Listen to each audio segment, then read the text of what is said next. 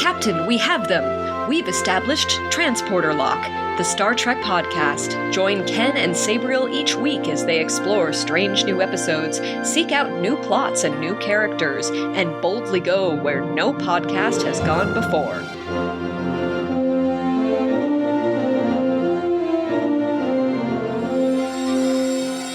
Hello and welcome to Transporter Lock, the Star Trek podcast. We originally launched this show to review Star Trek Discovery when it first aired 8 years ago. And in one of those first episodes, in fact, in the pilot, was Michelle Yeoh as Captain Georgiou.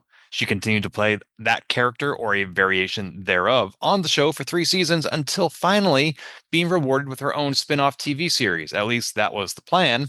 Then she went and did that movie called Everything Everywhere All at Once and became amazingly popular and could not commit to an ongoing TV show. So they decided to compromise, and Paramount Plus gave her her own made-for-TV movie that just aired Friday, January 24th, 2025. I'm here today with a guest to review that said movie, and that guest is the artist from the Transporter Lock podcast. You've seen her art on the transporterlock.com website, and if you've ever met me, on my phone case and on my business card.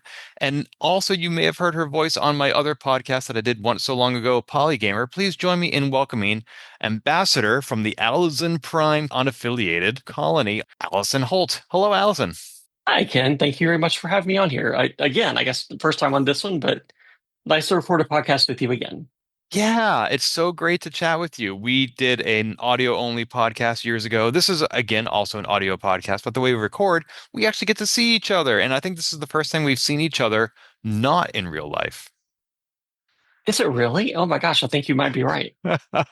In this digital age, how unusual is that? Exactly. Yeah. So, Allison, I remember when we first met through our mutual friend Christine, I think on Twitter, which was now 8 years ago. At that time, if I recall correctly, you were not a quote unquote Trekkie. Was that the case back then?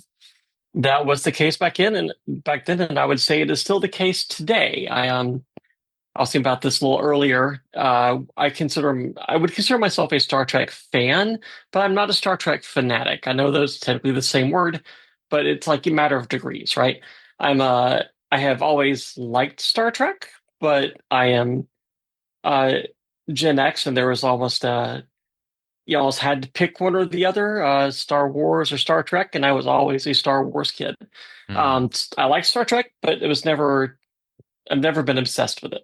It's kind of like the difference between somebody who has played video games versus somebody who identifies as a gamer. I would say that's correct. Yep. Got it. Okay. So as of like 8 years ago, when I first reached out to you, what Star Trek had you seen? So I have seen all 6 of the original cast movies. I'd seen one of the Next Generation movies, but only even now, only one of those. I'd seen plenty of episodes of the original series, a bunch of episodes of the Next Generation, but I've never seen a single episode of Voyager or Enterprise or very little Deep Space Nine. Mainly just the movies, really, I guess is kind of what it comes down to. And the three Chris Pine movies, I've seen those. But Gotcha. So when you say you saw one TNG movie, which one? And there is a right answer. I think it was Generations, but I'm not. It's been a while. So that would be the one that had both Kirk and Picard? Yeah, because I have this. The only thing I remember from that movie that makes me think that's the one I saw is because I have a memory of the Kirk death scene, but I don't know if I saw that in the movie or somewhere else, and I don't remember anything about the other movies, so it must have been that one. This is how not a fanatic I am. I can't even remember which of the movies I've seen. Yes, Captain Kirk, after many years of fighting aliens and journeying across the skies and sleeping with a variety of alien women, finally meets his fate at the hands of a bridge. Well deserved. So when I said there was a correct answer, I was hoping that the answer was First Contact, which is probably my favorite of the Star Trek movies. I have not seen First Contact, but if that is your favorite of them, I might have to go back and watch that one. It is more easily appreciated if there are certain episodes of TNG you have seen, specifically the cliffhanger Best of Both Worlds, Part 1 and 2. Okay. Yeah, so I would recommend that. And also, if you were then to go into the Picard TV series, it's helpful to have that same context. I believe that. I have also not, I've seen one episode of Picard, but in my defense, I have seen a lot of Discovery, not all of it, but a lot of it. And I've seen every episode of Strange New Worlds, which I really thoroughly enjoyed. So Excellent. that's I'm not completely alien to the newer stuff. So, no Prodigy or Lower Decks Correct. yet. Correct. Yeah. Okay. Lower Decks especially is a thing that I would like to watch at some point. I just haven't gotten to it yet. I think, in my opinion, Lower Decks did the same thing that The Orville did, which is makes you think it's a comedy in the first season before it reveals itself as hardcore Trek. Oh wow. Yeah. Awesome. Yeah, it was good stuff. And also, you said earlier in your defense, I just want to clarify, infinite diversity and infinite combinations. We're all friends here, and it doesn't matter how much or in what way you love Trek as long as you do. Which I love might be a little strong, but that's okay. I like a lot of Star Trek. So Well, I think people have diverse opinions about the Section 31 movie as well. I bet they probably do. So when you say you've seen most of Discovery from our chats, I Mhm. think you've seen at least through season 3 when Emperor Georgiou disappears, by the way, spoiler, through Carl, aka the Guardian of Forever. See, this was a point that I had a problem with. I guess just to jump right into the movie, I assume we're okay with talking about spoilers from the movie because it'd be really kind of hard to get into this without that. That is correct. If you are listening to this podcast but you have not yet seen the movie, your enjoyment of the movie, whenever that may be spoiled, hence the name, spoilers. Exactly.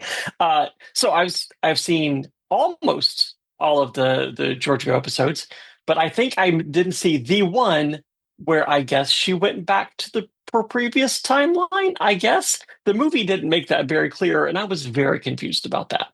Oh, okay. So when she went through the Guardian of Forever, the reason she did so is because she had come from a parallel dimension, aka the mirror Mhm. universe, and then she'd also traveled forward in time.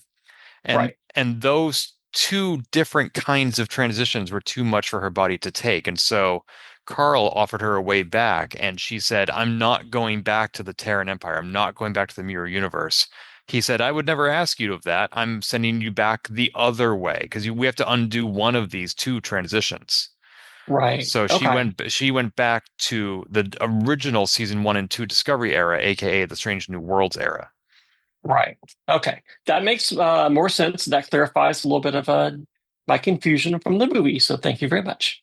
That's why in the very opening they said how she joined Section 31 and then they lost contact with her for a few years Right. and then she showed back up. So those few years that they lost contact for her, she was 900 years in the future with Discovery. Correct. Right. Right. Okay. Yep. That makes sense now. I Yeah, just yeah, I was that was detail that I was missing. yeah. So Section 31 played an important role in season 2 of Discovery. In that season, in my opinion, they were very different from the Section 31 that we saw in Deep Space Nine, which is the show that introduced the concept of Section 31.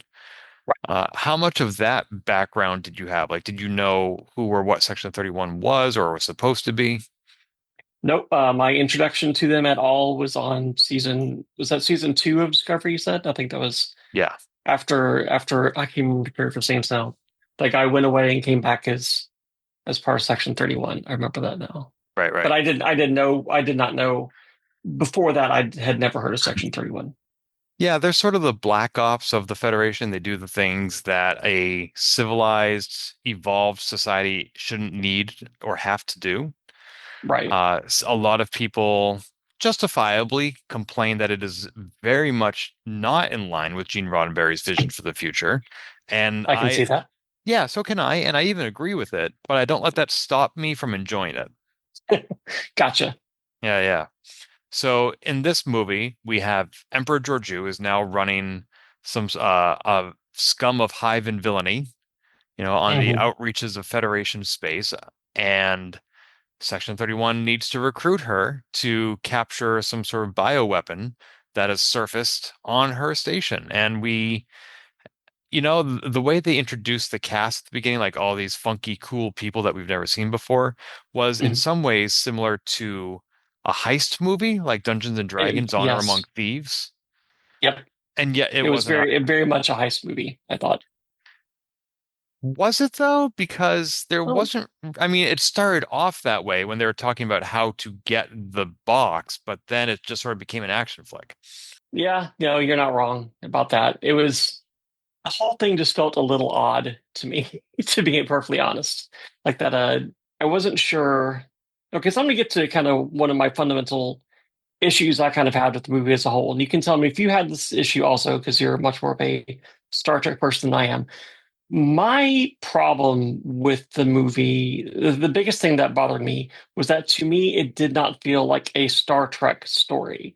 It felt like it could have been almost any fairly generic sci-fi heist group thing that happened to have some tangential relations to Star Trek. There wasn't anything in it that felt like it had to be Star Trek to me.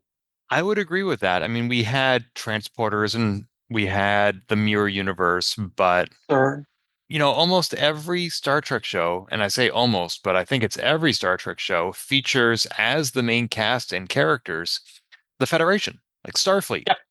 Yep. And we've gone from captains to lower decks to animated to live action to the past, present, and future, but it's always been Starfleet. Like that has been Right. consistent. Like when Discovery aired, they're like, this is the first time we've had a black female captain, and that was true, but it's still a captain of Starfleet. Right. Right. And so that is what was different about this movie was for the first time ever, possibly. Like there have been like standalone episodes of certain shows that Oh, like, sure. oh, let's go focus on this Vulcan crew. Let's go focus on this Klingon crew. But that's just a one-off episode. This was a whole movie. And if you want to call it a movie, it's the first Star Trek movie since Star Trek Beyond in 2016. Right. Oh my gosh, that's true. So the first Star Trek movie in 9 years, and it's not like any Star Trek movie we've ever seen. That is not at all. And I think that was part of what kind of. So I think when I mean this is kind of what you're saying. It didn't feel like Star Trek to me because to me, Star Trek is, and again, haven't seen everything, but fundamentally the good guys, right? It's the good guys is decent, noble people for the most part on a ship going through space, going off to help people solve problems as they're coming up, and that's kind of like that's their, for lack of a better word, their directive, right? And this movie, whereas it did eventually have people ending up on a ship, it wasn't the same thing, and it just didn't feel. I think I'm used to a little bit more of a maybe a hopeful feel out of Star Trek, and not that this was necessarily super cynical, but it just it didn't feel right, if that makes sense. No, it absolutely does. And various Star Treks have dabbled in light versus dark. For example, Deep Sure. Space Nine has some very dark elements, but then they would take a whole Mhm. episode and just go play baseball, which is fantastic. Right. And Discovery, some people didn't like it, especially the first season, because it was very dark, although they eventually developed a reason in the plot for that. Yep. But you're right. Like, even when it was dark, they were still striving to be better. And I don't know if you could technically say Section 31 characters are Starfleet because, I mean, that's sort of like the Black Ops division, but it was sort of like a Black Ops movie, not, Yeah, very much so. yeah. So, yeah, I mean, did that stop you from enjoying it? It's I will. It's kind of a hard question to answer because I don't think that stopped me from enjoying it. I think there were other things that stopped me from enjoying it, but it wasn't necessarily the lack of focus on Starfleet. And we did have one Starfleet officer, still didn't feel especially Starfleety to Hmm. me. Hmm. Yeah, it bothered me, but it didn't like ruin the movie for me. So you said that's not what ruined the movie for you, but there are other things that did. Let's just dive right into it. What didn't you like about Star Trek Section 31? Oh, where to begin? Um, Oh no. No, I mean, that sounds a little meaner than I mean for it to. But um, so here's the thing, right? I think kind of what I came down to, and this is what you were touching on at the beginning of the show, right? That this was intended to be originally a pilot for a TV series that was going to star Michelle Yeoh and assumedly largely this cast of characters. I don't know if that's exactly how it turned out, but or how it would have turned out. But then it became a movie when she became unavailable. I think had this been the pilot episode for a Section 31 series, I think I would have liked it better. But especially because if it's a pod episode, episode of a series, there's more to come that might expand on what you're seeing. It might improve the overall experience. You might get some of those characters doing more of the sort of more hopeful Star Trek sort of thing. Maybe they've gotten to that point. Maybe not. They're Black Ops. Who knows? It's probably not exactly, the your warm and fuzzy characters. But the fact that it was a single movie and it was, in theory, a self-contained movie, though very much a setup for sequels afterwards, it didn't feel complete. Maybe I'm not.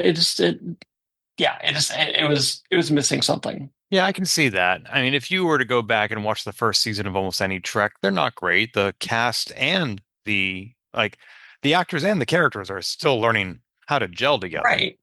Yeah, you And got to figure out what you're doing. yeah, and that's not a criticism of the movie format. Like you can have characters gel in 90 minutes, but Oh, sure. we had a lot of characters here. Several of them died, Mhm. but and we The only wrong knew. ones, incidentally, but Say what now?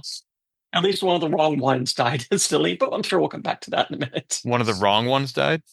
Yeah, I would like to make a trade. I would have liked to have seen more of Mel and less of the Fizz or Fuzz slash Wisp character who annoyed me to no end. So Wait, I'm sorry. You said you wanted to see more of who? Mel, the Delton that was at the beginning, Oh was yeah, actually enjoying what little bit we saw of her, and then she was yes. gone. Yes, you know what? You're right. I already forgot that that character existed. Right, and Uh, that's not great.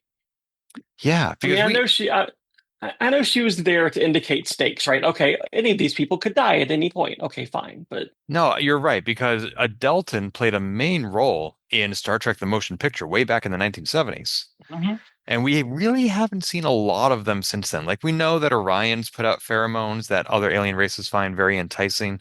We haven't really seen how Deltons perform in that function.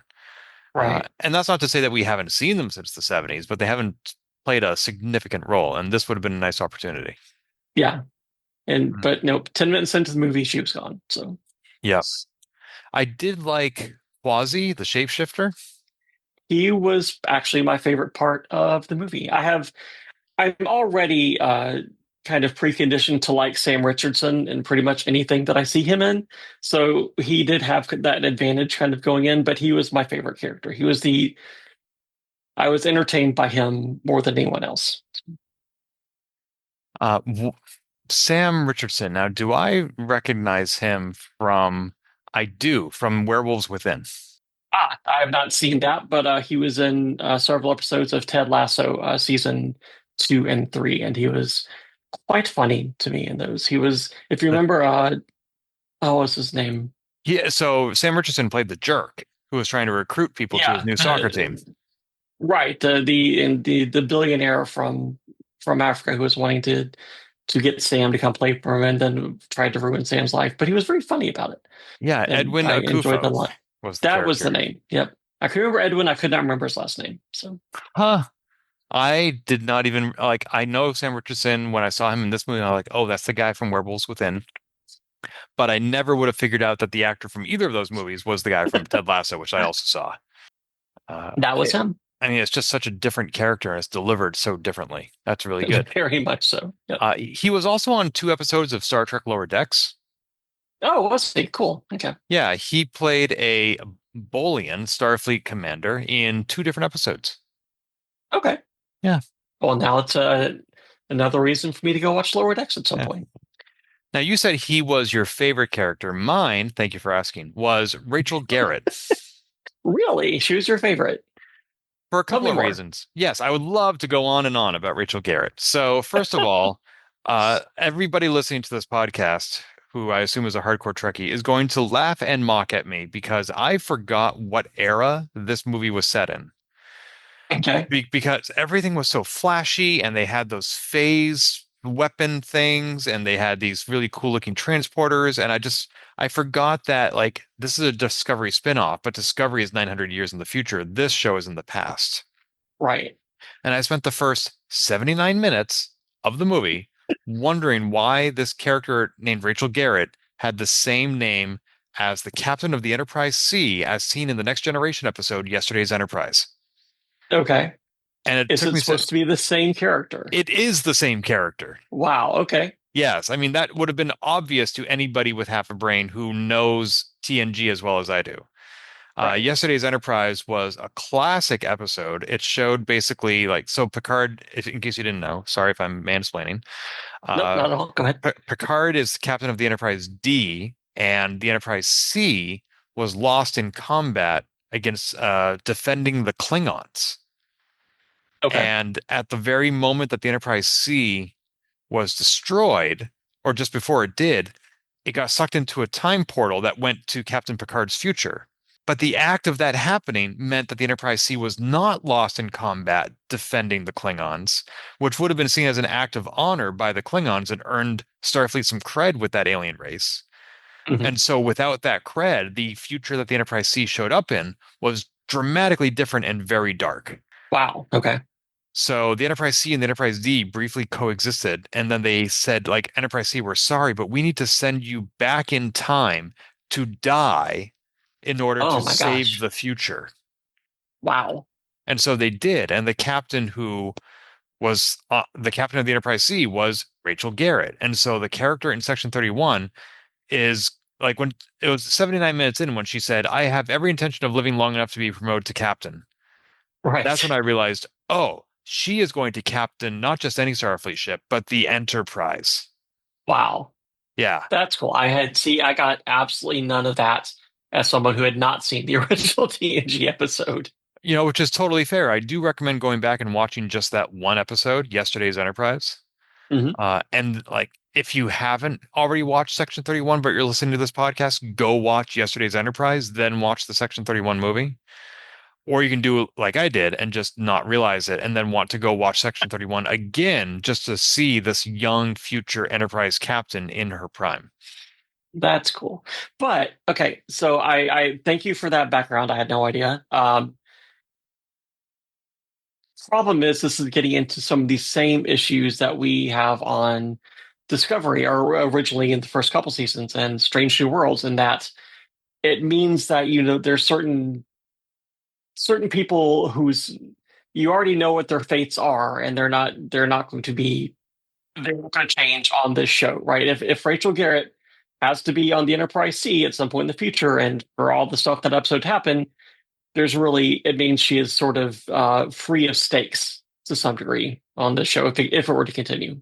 If this had been a TV show, or if there's future movies. Which might be why my ignorance played to my benefit, is because I spent the first 79 minutes wondering if she was going to die. Yeah, I mean, they made it clear, people, this is a thing that could have happened. So I Yeah, I wasn't sure mean, she was going to make it either. if a Deltan can die, so can a human. Sure. Yeah. But yeah, there were a couple of other characters that weren't as interesting, like Zeph, the dummy with the bodysuit or whatever. Yeah, he was fine. He was, it's the same.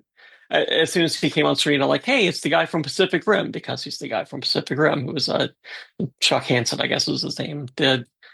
One of the mech pilots there, and he did the same thing, and then he died. Like, oh, that's sad. I guess he's gone now. So you're not saying it's the same actor, you're saying it's the same archetype. Oh, it's the same actor and the same archetype. Oh, it is. Yeah, Okay. he is the mech pilot in Pacific Rim who does the final sacrifice at the end. Okay. Uh, Yeah. Oh, I also see now he was also in Captain Marvel in 2019. I don't remember him in that at all, I but doubt I he saw that had a also. significant role. He must not have, because I don't have any. Because here I saw him like, hey, it's the guy from Pacific Rim, and I did not say, hey, it's the guy from Pacific Rim while watching Captain Marvel. So Yeah, let me see if I can find out who he played. I'm looking at the Wikipedia, and it says he appears as a biker named the Dawn, Don, sure, okay, sure. and that is the entirety of his appearance. So, and now I got the script, and I'm not going to spend this much time looking at it. This is this is not a script. This is just the full credits. Wow. Okay. Uh, yeah. So he's been in a lot of stuff, and now you're telling me that he was in Pacific Rim, which I did not know. And oh, yeah, he plays Biker, the Dawn, and I don't know anything Big else part about for him. him. Well, if you can be in the MCU, be in the MCU. I guess so, You right? know, kind of like if you want to make Jamie Lee Curtis canon in the Star Trek universe, you should do that. Sure, if she's willing to do it, why not? Go right ahead. Right, right. Let's see, what other characters did we have on this show? So we had boop-a-doo, we already talked about the shapeshifter, which I have questions about because Odo from Deep Space Nine was a shapeshifter, Mhm. and this is not the same alien race. So just how many shapeshifters are out there? Because the fact that characters can't shapeshift makes them a huge infiltration risk, and that was an entire plot in Deep Space Nine. And now we're finding out, like, oh, the changelings aren't the only ones. Yeah, yeah. I don't know. Yeah, It's it's weird. it's weird. Uh, but you did not like Fuzz, the Vulcan robot. Oh, absolutely nothing about that character worked for me at all.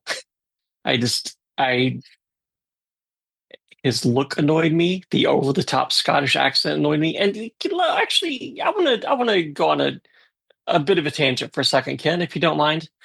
I love So it. I mentioned that I was annoyed by his over the top Scottish accent, and then later the over the top Southern American accent that when it was that character's wife that was now in the body of this Vulcan. Why on this party ship, this giant nightclub that's hundreds of years in the future, and well, who knows how far away from Earth?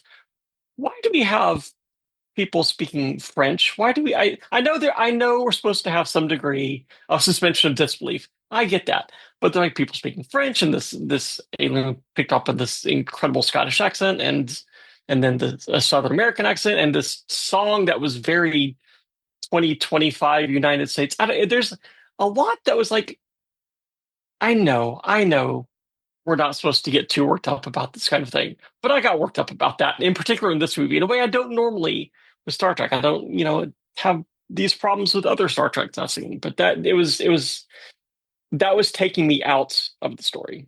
I would say that getting worked up about things is kind of the point of doing a podcast. You're probably correct. Like if you're on a podcast and you're just like, yeah, that was fine. I find everything very agreeable and I'm not very agitated or emotional about anything. Maybe you shouldn't be on a podcast. You're not a very good podcast guest at that point. I mean, Yeah, everything no, has to be exaggerated and over the top, but you are correct. I think the Star Wars prequels did this too, just gave people random racist accents. yeah, yeah. I didn't like it there either, and I think maybe if it had been like one thing, maybe I would have not been bothered by it. But it was many things, and I didn't get why. I didn't get what the point of that was supposed to be. Well, we It may was be it was oh, showing some of our own nationalism with this because Rachel Garrett had an American accent. We're not complaining about that. she did. That is very true. Betraying my own biases there. But as assuming that that's probably not a safe assumption to make. I was going to say, assuming that the primary audience for this is going to be Americans or English speakers. I mean, we are conditioned to hear generic American accents as the default. So we don't notice it at all. And when you do something to specifically call out a different accent, then it's going to be noticeable. If it's not unless it's a person's accent. Michelle Yeoh has an accent, but that didn't feel like that was not annoying to me at all because that's So, just her voice. So if Lucy Lawless was on an episode of Star Trek, how would you expect her to Mhm. speak?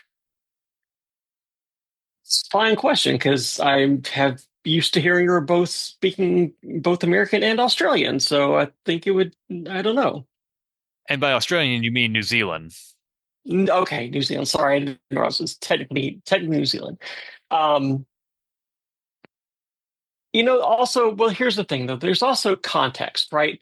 If it were on, if they were at Starfleet headquarters, I would expect literally any accent that I'm familiar with from Earth to potentially be there and represented there. It just felt weird in this context on this giant nightclub ship, well way off, assumedly, to have these exaggerated accents from this character. Also, real quick thing that bugged me, and speaking of the fact that this was, theoretically absolutely nowhere near Earth, I don't know if it said what race Zeph was supposed to be, but the fact that when he barged through the room and said, "Oh, naked aliens," at this as when he's coming through these people in flagrante delicto, that struck me as weird because it's not like they're not really aliens at that point, right? You're not on Earth. You're an alien. Why are they aliens? It struck me as like, oh, that's just something to say that we think will be funny, but it didn't actually. It's another little thing that took me out of the moment. Like, really, was that a thing that he needed to say right there? Yeah, Zeph is human, so you're right that other aliens to him would be alien. Not sure I said that right. But yeah, He's also an alien in that context. So, yeah. I mean, his character was kind of like Woody Allen from Cheers or Woody Harrelson's character, right, Woody Allen. right, Except Woody was funny. He was right. endearing. And this guy is just not smart to the point of being like rude and arrogant and defensive. And I'm like, hey, Yeah, guess what? We have a lot of people like that in this country today. Why would that be funny? right. Yep. Yeah, I did not mind when that character died. Although I did have, when I was watching the movie, I was a little concerned about the character of Fuzz because he basically took over Zeph's biomechanical suit or whatever. Hmm.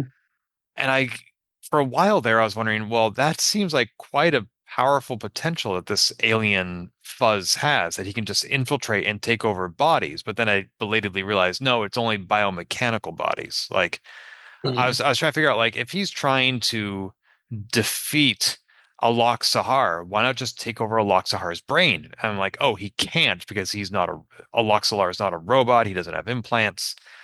Because Right. That makes sense. if you could take over anybody, then forget the changelings infiltrating Starfleet. Like just have these little nanites or whatever they're called, take over brains. But no, they can't do Well, that. let me back up a second here because it's possible that I missed something. But when Buzz had taken over was there a biomechanical aspect to the Vulcan that he took over in the first place for the body that he was presenting? I don't remember if they said that. Maybe they did, and I just missed it. But Yeah, so that was not a biological Vulcan. That was a robot.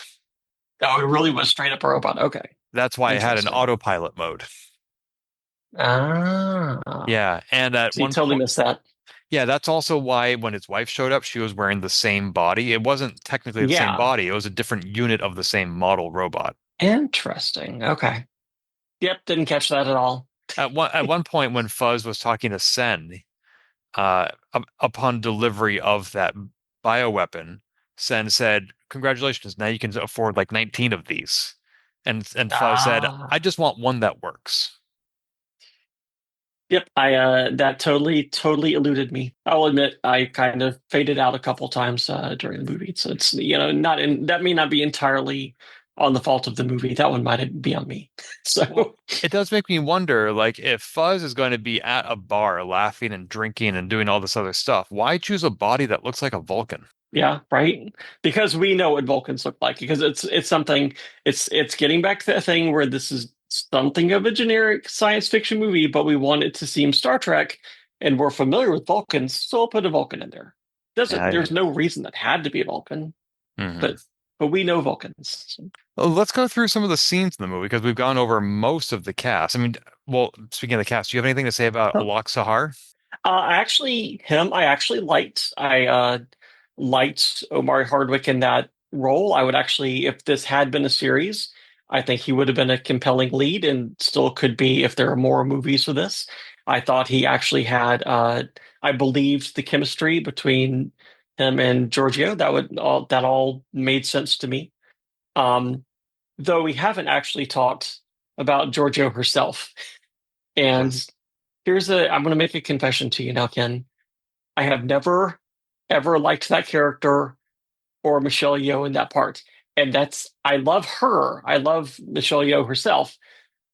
This role has never worked for me with her.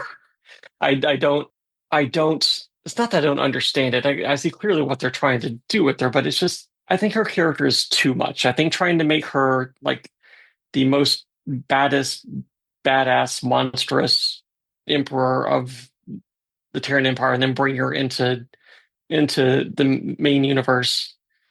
It never worked. It never worked for me. I didn't like it. I don't like her in the part. I think some of this might be my own biases because I'm used to thinking of her as a good guy. I've seen her in good guy roles, and seeing her as a not very good guy feels wrong to me. That's my own bias. Um, I never liked her on Discovery. Didn't really care for her in this either. So That's really so having interesting. making a movie that centers on this character that I don't care for was an interesting choice for me personally. Well, let me back up and ask you, is the only reason you watched this movie to record a podcast about it? Yeah, pretty much. I was no, that's not entirely true. I was curious, but you asked me to watch it, so we talked about it. I'm like, okay, well, that seems like a perfectly valid thing to do. That seems like it would be fun, and talk to my friend Ken about this movie. And yeah, it wasn't. I might not have watched it of my own volition. So Well, I'm sorry I've now wasted hours of your life. you have not wasted hours of my life because this is the fun part right here, right? So even if the movie wasn't a fun hour and a half, this is a fun hour and a half. So Hey, there you go. yep, You know, you watch the movie so you can record a podcast. It's like the dessert after your vegetables. kind of yes, I get it. I get it. So that's really yep. interesting though, because I really like Georgiou's character. I found her a clever counterbalance to all the stiffness and uprightness of Starfleet. Hmm. I thought her moral arc was interesting, where she actually grew attached to Prime Universe Michael Burnham. Hmm. And in the episode with Carl, the Guardian of Forever, she actually had the opportunity to go back to the Terran Empire and relive some moments and make different decisions. And we really could see growth in the character from that point, Yeah, where, just it's a really interesting examination of nature versus nurture. And when you take somebody out sure, of the environment they've always known and put them in a Starfleet uniform, basically, with people who trust and respect each other, it can make a difference. And I really liked, like, that's where some of the hope of Discovery came for me, was not just in them right. trying to save the universe every single season, but also just in the small moments of, in a way, like at the end of season one, when Burnham beamed back to the Prime Universe with Georgiou, yes, in a very literal sense, she saved Georgiou's life from exploding. Hmm. But over the next two seasons, she also saved Georgiou in a very different way. Hmm. And so many classic Treks are bottle episodes that you don't necessarily get to see that character growth. And I really liked seeing it with her. And I don't feel Right. like that that's the thing about this movie. I'm not sure that's the character we got. See, that's exactly the thing. Here, I would have felt better about her in this movie if they hadn't decided to get into this backstory thing that they did with her, because the first thing you see in the movie is her being just utterly monstrous, murdering her family, maiming this man that she says she loves, becoming this monstrous emperor. And then within the context of the movie, we don't see any of that growth that she had in Discovery. We have that, and then we have this current version of the character. But we have the only thing we within the context of the movie that we know about this character is the monstrous stuff that we saw from her past, and then we're supposed to like and empathize with her as the lead character, especially because we all know Michelle Yeoh at this point, even if you hadn't watched Discovery. So that was a weird choice to me. I know I get that they were wanted to bring this person that had been part of her past and bring and tie that together, but I don't think that worked. I think they could have they could have done something different there. If this had been like an episode of Discovery, right? Like one of the things where they'll like make an episode of a TV show that's entirely meant to be a kickoff for a spinoff. If they had done that so that, you assume that people have been watching and had seen her character change over the couple of seasons, it might have been different. But this is just like, no, look how monstrous she is, and now root for her. And it was really kind of weird. That's a good point. Like, we don't see any remorse or regret from the murder of her family and the death of No. her favorite person. And we also don't know why she had that bioweapon destroyed, the Godsend. And but by the way, it is Yeah, Godsend, not God's End. right. Yep. Yeah, like she ordered it destroyed, and we don't know why, because I presume her moral arc did not begin until she arrived in the Prime Universe. So if she had this monstrous mega weapon that could wipe out quadrillions of lives in an entire quadrant, why would she have it destroyed? They never explained that, unless I missed it. I also did not. If you missed it, so did I. But I don't think they said. I think it's just, oh well, I had it destroyed so that we can have it back in the present now, and I can be chasing it now. But and be surprised that it's still here because I thought I destroyed it. But yeah, there's no explanation for why I that I recall. And this also, relatedly, I feel like we lacked a character arc for Sen because, He wasn't a character. He wasn't a character. He was a person standing there and a name. There was no character there. yeah, he was really more of a caricature. Yes, Yeah, like he was the plot point. in the scene where he committed suicide, or so we thought, Hmm. he was saying like the person I loved is gone. She would never create a weapon so horrendous. And then an hour and a half later, he wants to use that same weapon, which is just the height of hypocrisy. Hmm. And I There don't was even go ahead. no, I agree with you. Did this is the thing that I missed? Did we get why he was in our universe and not in the mirror universe? Did it say that? I might have missed that too. I know there was a wormholey thing that they wound up blowing up at the end, but I didn't get why he was around. I didn't get what the point was. Yeah, so Data No from the Mirror Universe came to this Right, universe with that weapon, looking to sell it. I right. presume that the masked person we saw in the first fight scene was Sen, and he was Oh just, God, I forgot about that. I forgot about the masked person. Yeah, yeah. that was actually kind of cool. I loved that fight scene, but we never saw that character again, so I have to assume that the reason he was masked is because he was Sen.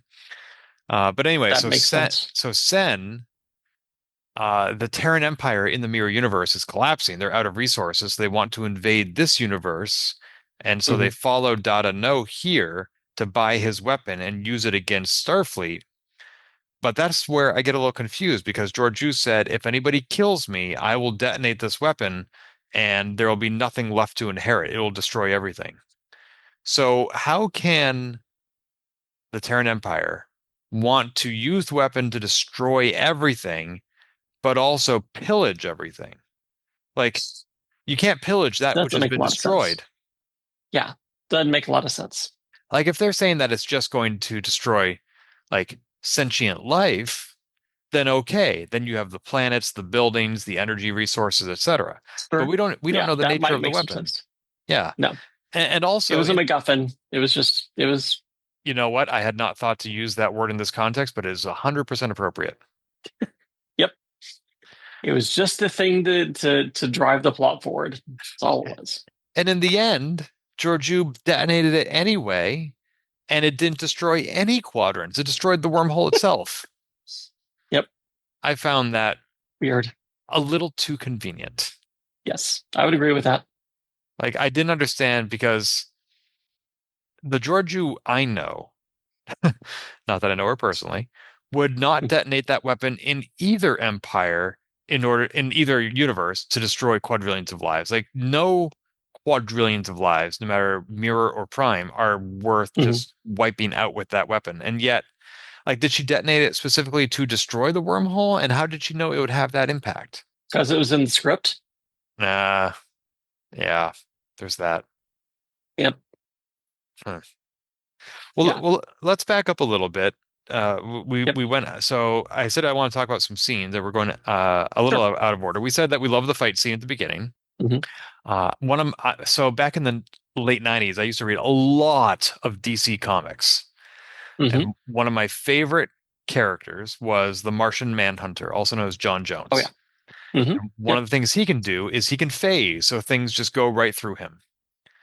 Hmm. This was also one of my favorite episodes of TNG, where Geordi and Ensign Ro were out of phase with everybody else. Like people thought they had died, and Ro and Geordi could see and hear everybody, but not interact with them. Right. Yeah, it was a great episode. So this was kind of like that. And it's still, just like the Geordi and Ro episode, left me wondering, how come they're completely out of phase with everybody else, except the floor? I thought that exact same thing while I'm watching. Like, why is this case that is out of phase? I think why is it skidding across the floor? And it made it's I think maybe I should just accept that this is not a story that was intended to make a lot of sense. This is not any sort of like is it hard science fiction that actually tries to have the science be meaningful and reasonably correct? Because this wasn't that. So it's It's kind of like a wise man once said. If you're wondering how he eats and breathes and other science facts, just repeat to yourself, it's just a show. I should really just relax. From Mystery Science there you Theater go. 3000. Yep, as you said, very wise people. Yep. I did find some of the visual cuts in that fight sequence a little jarring, and I lost track of what was going on with Georgiou's phaser. I don't mean the weapon, I mean the thing that made her phase. Because like at Right. one point she went through a wall and she went through, but her foot did not, and I lost And track like of what was why? happening. Yeah. Was her boot too big and wouldn't come through? It didn't make any sense. Yeah. I will say you kind of touched on something there that kind of bothered me throughout, which was that there was a lot of unnecessary camera movement and quick zooms and a bunch of camera tricks that kind of made it seem like, well, we know this isn't especially compelling on its own, so we're going to add some extra visual flair to make it seem more exciting. And I didn't really think that was just me. But I mean, in the middle of an action scene, it's fine. But it wasn't just the middle of action scenes that they were doing that. Well, I mean, you don't want to do the minimal amount of visual Oh flair. no, Look at Chad. He's wearing 37 pieces of visual flair. You don't want to do just the different minimum. flair, different flair, Ken. Oh, okay. I The got you. I followed you along there. It's fine. Thank you very much. Appreciate that. So the next big thing that kind of happened was the whole which one of us is a mole down on the desert Right. planet. And I thought like they eventually very not subtly confirmed my suspicion that when the Vulcan Fuzz said, I could not be more excited. I'm like, that was so different from any other line he delivered. I was like, oh, something's going on there. That's not meaningless. Yeah. No, that makes sense. Hmm. I don't even. I think that went over my head, to be honest. But Oh, okay. I suspected it wasn't Rachel. I was hoping it wasn't Rachel. This was even before I knew she had plot armor and had to survive to be captain of the Enterprise. yeah. Just because like she was so good, Hmm. like, and I don't mean that in a suspicious manner. I'm just like, this is somebody who seems very capable and very earnest. And Right. I, you know, I wouldn't bet on a horse named Pretty Certain. Like she just seemed too nice to be the bad guy. Right. Plus, the only actual Starfleet character we had, so you wouldn't assume that would be. Well, That's I would true. hope. I mean, you could have done that. You could have done that for like shock value or something, but I Mhm. think that would not have made people very happy. And I didn't think that the Quasi was the mole, and not just because he's being played by an actual actor who's been in other things, but Yeah. Sam Richardson made that character so appealing. I think that would have been. I would have reacted poorly had he been the mole. However, I think we saw him actually shapeshift off the top of my head twice. Like there was once in that desert planet scene where he Hmm. saved the guy who fell off the moving cart. And Right. then there was at the very end when he briefly pretended to be that same guy. Like, why do you have a changeling on your show if he's not going to change? Yeah. That's more expensive special effects. I don't know.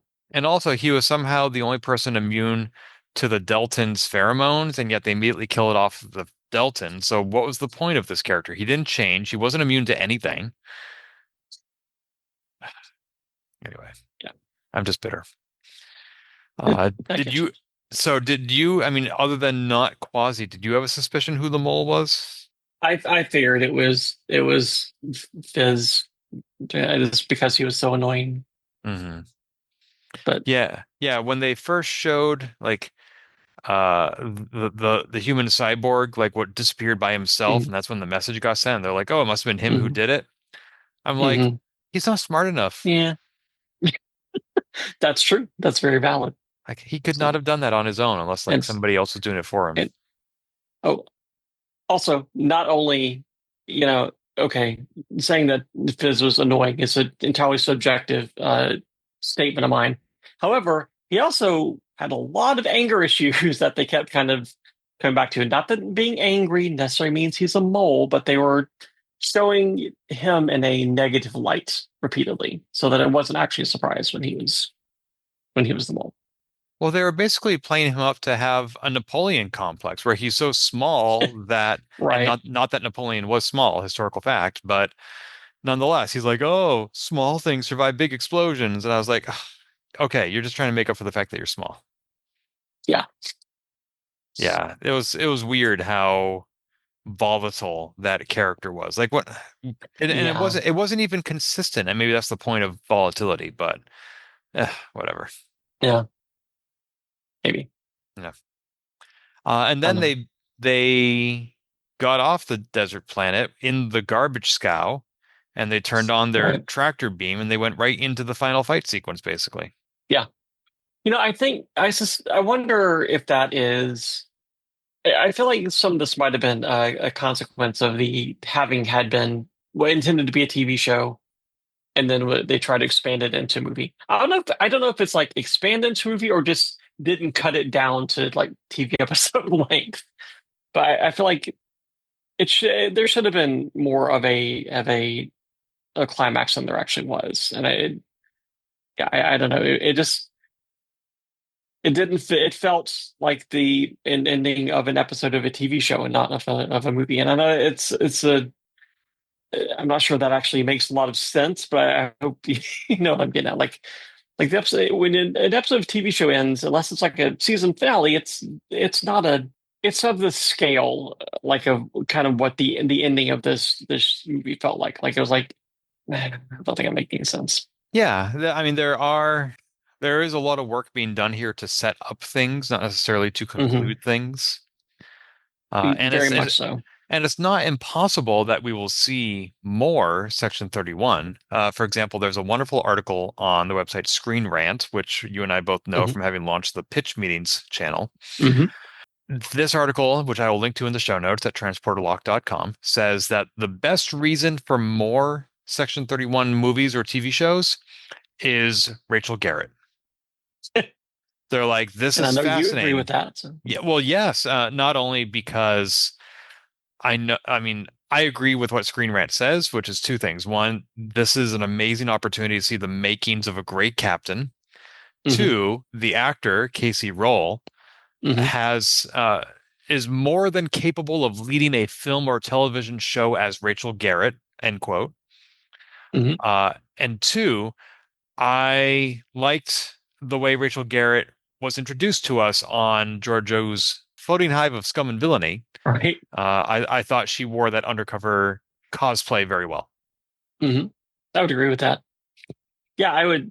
Now that I know more about her character from what you've told me, I would be more interested to see more of her. And I know that the actor who plays her has been in a number of things, and actually I think it's gotten like some award nominations for some stuff she's doing. And she's in that a White Lie movie a few years ago where she like So the college student who faked having cancer just for the attention and the money. So she can do it.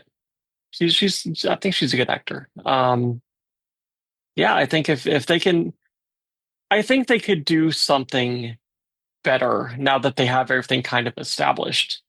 Mhm. Much like like you were saying, following seasons of Star Trek shows after the first season tend to be better when they figure out what they're doing. I would assume that the same thing would happen here. That there's going to be a second movie. Probably it's going to be a little bit better. Hmm.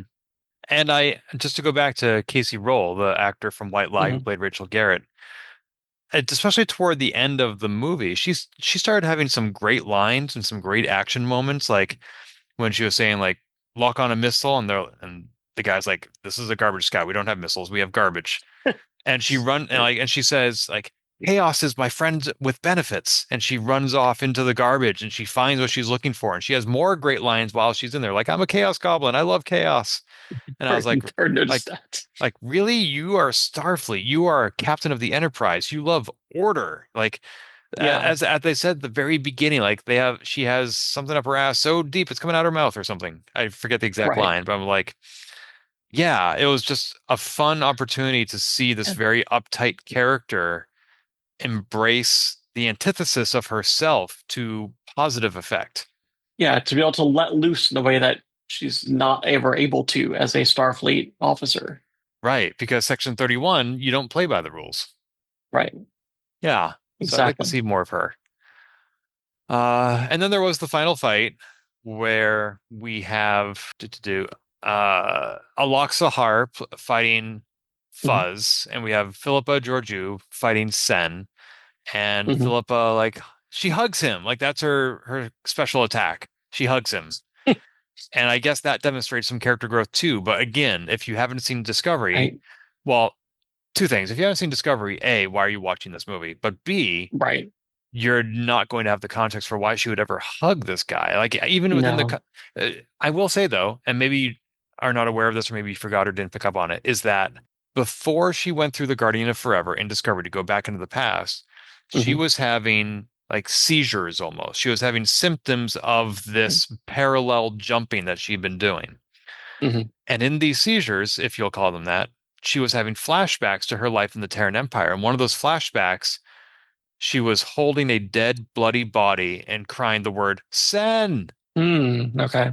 And we've been wondering ever since that episode aired like 6 years ago, who is this person? Right. And so Well, now now we in this know. episode, we find out that, like, just like in The Princess Bride, he developed his own immunity to the poison, you know? I called that out during the we were watching last time. Like, oh, actually said to my wife, oh, his iocane powder that he's been working on. Exactly, So exactly. Never enter into a land war with a Sicilian. there you go. So what did we like about this movie? I mean, well, let me see if So I have been listening to ourselves. We liked Sam Richardson as Quasi. we did. We liked Casey Roll as Rachel Garrett. I would say so. Yeah. We liked Humberly Gonzalez as Mel the Delton. Right. For all the 7 minutes that she was in the movie.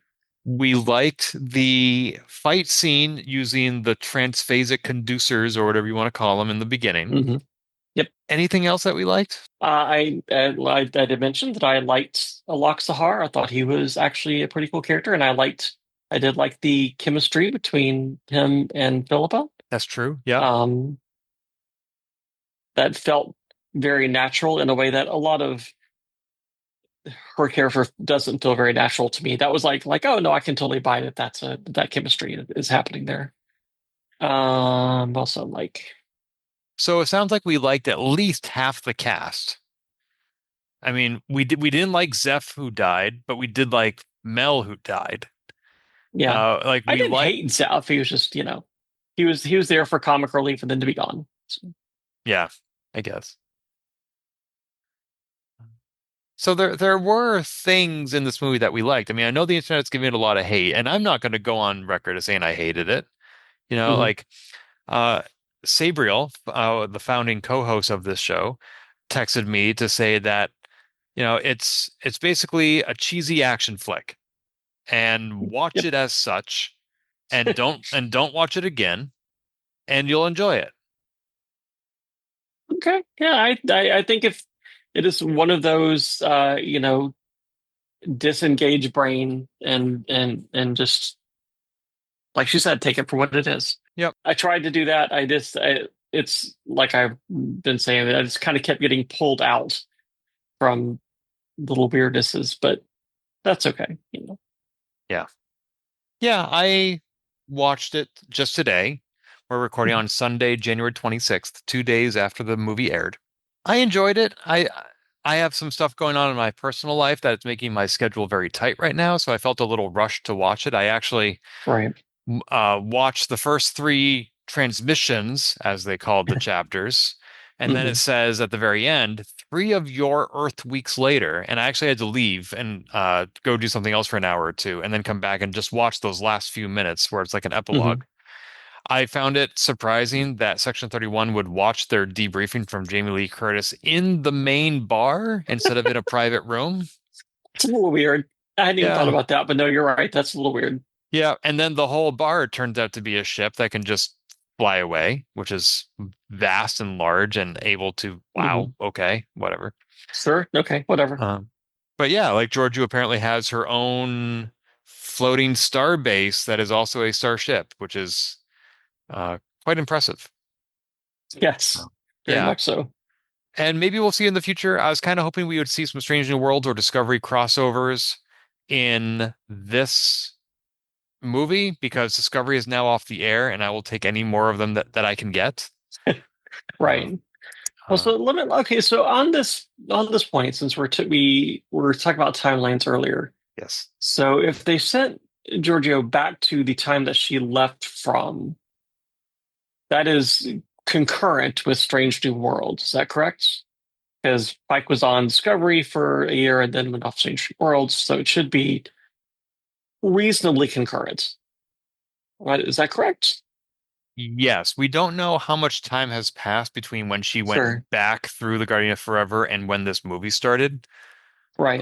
I can tell you that Rachel Garrett was born between 2290 and 2300, so that's a 10-year period. And she Hmm. definitively died in 2366. So she was about Okay. 66 to 76 years old when she died. Okay. So in this movie, if she's like 20 years old, that puts that around 2310. And if I were to Google when is Strange New World set, that says it's set between the years 2259 and 2266. No, Green Rant says Strange New World is set in 2259, and Garrett was born in 2290, 30 years after Strange New Worlds. Now I'm But confused. this doesn't look like it's 30 years after Discovery.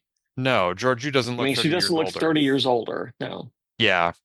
Well, even in, I think it was Strange New Worlds, season two, where, I mean, the future of Star Trek is supposed to start with our future, Earth's future. Right.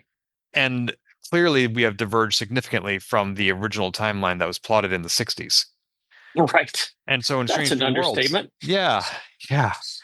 And so in Strange New Worlds, they said like, oh, our records of that era are spotty due to World War III.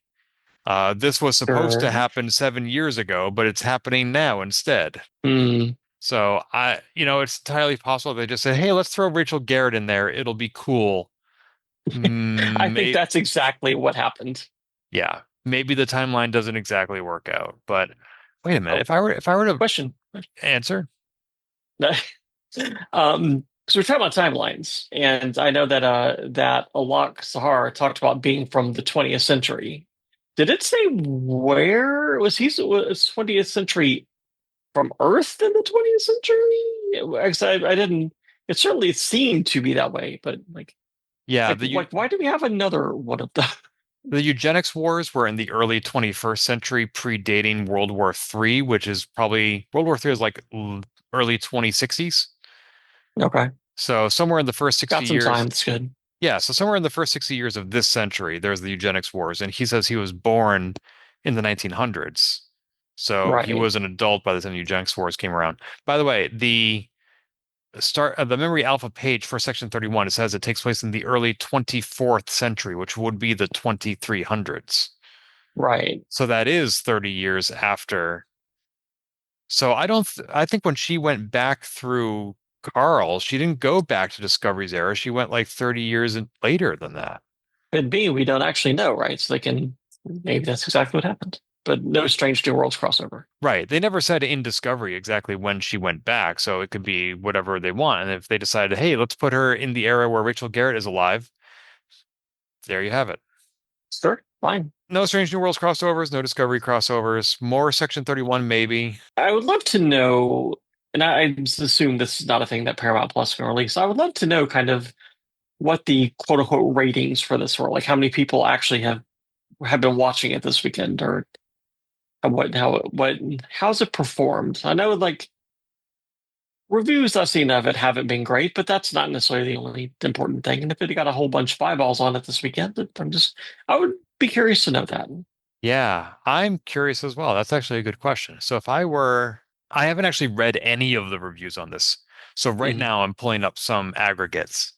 On Rotten Tomatoes, it has so Rotten Tomatoes divides it into critic mhm. ratings and fan ratings. Right. The critic rating is a 23%. The fan rating is 45%. Metacritic, those previous two scores are Rotten Tomatoes. Mhm, mhm. Metacritic gives it 36 out of 100. Yeah. Daniel Cooper of Engadget called it unwatchably bad. Uh, I think it was that. Gizmodo called it a poor action movie with awkward and jarring pacing. On IMDb, it has a score of 4 out of I 10. saw that and I'm like, oh, that's low. So, Yeah. Well, Moana 2 had the same issue where it was supposed to be a yep. TV series, and that's why they had so many characters that they were trying Yeah, to develop. Like that's why she had a crew instead of just being herself, is because these were all supposed to be characters on a TV show, and then they were like, let's just do a whole season in one movie. basically. Not And, that I've seen it yet, but I believe that. I mean, I know that that's what happened to it. So, well, be sure to watch the pitch meeting for it after you see the movie. no, don't you worry, I will. Yeah. And I wonder, like, did they have a script for a Section 31 TV show? And when they found out they were going to do a See, movie, they probably had two that's choices. what Could I they, think. like, did they decide to adapt the script they already had into a movie, or did they just throw the TV script out the window and be like, okay, we have to start over because now we're doing a movie? It feels to me like it's the former. It feels like they had, well, this is going to be the pilot of the TV, so the series we already had this written. We're just going to film this. We're going to make it. I said maybe they expanded it a little bit, but still only like an hour 20, something like that. So it wasn't incredibly long. I think that's what they did. I think this is essentially what we would have gotten as the pilot of the series. Hmm. Yeah, I could see that.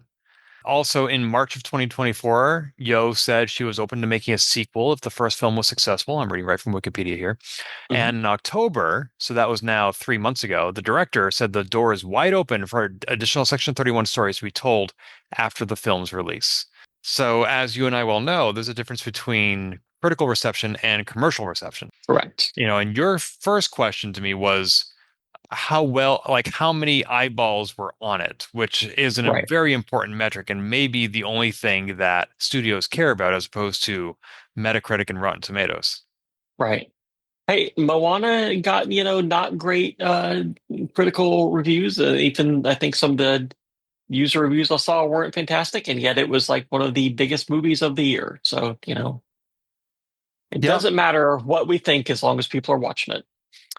As of a week ago today, Moana 2 has crossed $1 billion, Yep. and it has a Rotten Tomato score of 61%, Rotten Metacritic score of 58%. Yeah. Yeah. And yet it None also, of those $1 billion are mine. because you haven't seen it yet. I've not Uh, seen it yet. but you do have Disney Plus, don't you? I do. I'll watch it when it comes on Disney Plus. And just saying this for the record, because people listening to this don't know me. The original Moana is one of my top 10 movies of all time. I feel like this movie was completely unnecessary, and so I refuse to go to watch it until it's on Disney Plus, and then I'll bother at that point. When you said this movie is completely unnecessary, it took me a second to remember you were talking about Moana 2 and not Section 31. Yes, well, I was talking about Moana 2, but Yeah, well, I mean that's talking about Section 3. That's one of the other things about this movie was, does it really add much to Star Trek lore? Like, it answers the question of who is Sen, which came up in season 3 of Discovery. But if they never do another movie, well, we know a little bit about Rachel Garrett, which, okay, that is awesome. I admit that. Sure. But it requires that you know who Captain Garrett is. Right. But yeah, I think that's pretty much all we got to say. Yeah. It's I don't regret having watched it, but yeah, it wasn't great, Ken. But I'm glad I watched it. I'm glad I watched it so I could have this conversation with you. Aw.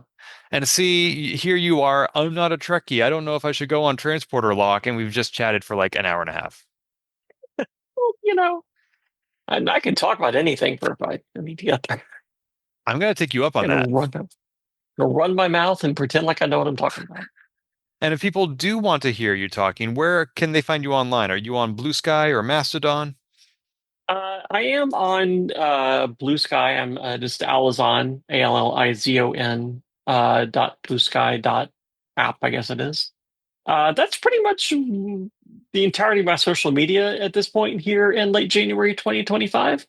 So I can, not go insane. People can totally follow me there if they would like. That'd be totally fine. Awesome. I will include a link to you on Blue Sky, as well as your Polygamer podcast episode from, I believe, Excellent. 2022. I think so. It's either 21 or 22, because I know that I was here in this house where I'm living now. Yeah. So I'll include all those links in transporterlock.com. And I'm so appreciative of you joining this episode to talk about Section 31. Until next time, long live the Terran Empire. Oh, God, no, not those guys. If you've enjoyed this episode, please leave a review on iTunes and keep your hailing frequencies open by following us on Twitter @TransporterLock or subscribing to our podcast and email newsletter at transporterlock.com.